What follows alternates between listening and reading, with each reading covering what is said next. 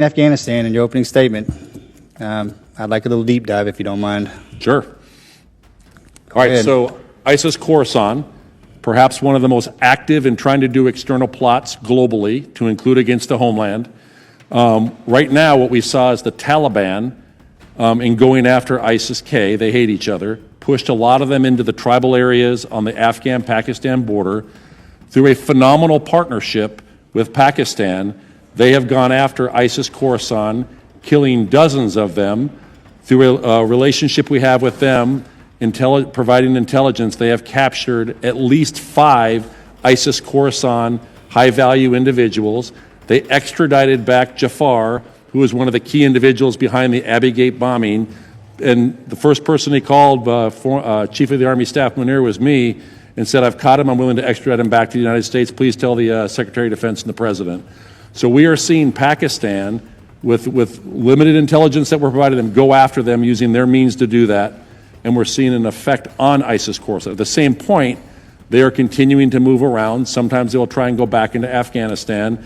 We have the means to be able to collect, but for the most part right now, they're hanging out right in that border area of Pakistan. And I would also tell you that, since 2024, the beginning, Pakistan had over 1,000 terrorist attacks in the western area, killing about 700 security and civilians and 2,500 wounded. They're in an active counterterrorism fight right now, and they have been a phenomenal partner in the counterterrorism world. Does it seem like they're scaling down or scaling up? So I think from ISIS-Khorasan, they got hit very, very hard over the last several months. And so I would tell you right now, they're at a low point right now. What we're getting out of interrogation and exploitation has been significant. But remember, these are the same individuals that did the Crocus Music City Hall attack in Moscow. They did the attack in Kerman, Iran, and they've attempted other attacks, and there is actually ties in a classified setting that I could talk in terms of the homeland. Yeah, whatever we have to do not to go back to that place would be amazing. That's why we need to, if I could. Yes, Congress, please. We have to have a relationship with Pakistan and with India. I do not believe it is a binary switch that we can't have one with Pakistan if we have a relationship with India.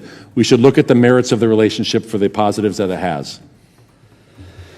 General Langley, in regards to AFRICOM, it seems as if Russia more or less has Africa landlocked.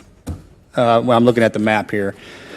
Can you give me a kind of a high-level briefing when it comes to Tunisia, Algeria, and Libya, the northern part of Africa? If you roll the clock back maybe a decade, that seems to be the best place you could hide in plain sight, especially in the northern point of Tunisia, with the vastness of the desert. Are we seeing anything happening, developing in the northern part of Africa? Because it seems as if we are centrally kind of focused on where all the rare earth minerals are being mined. Congressman, that's a great question. I've always been, through my tenure of command, the last 3 years, engaging with all these countries to the degree as we look at, this is NATO's southern flank. And I see those strategic choke points on there. We need freedom of navigation or freedom of action for our ships in support of those war plans for NATO and for EUCOM. So I've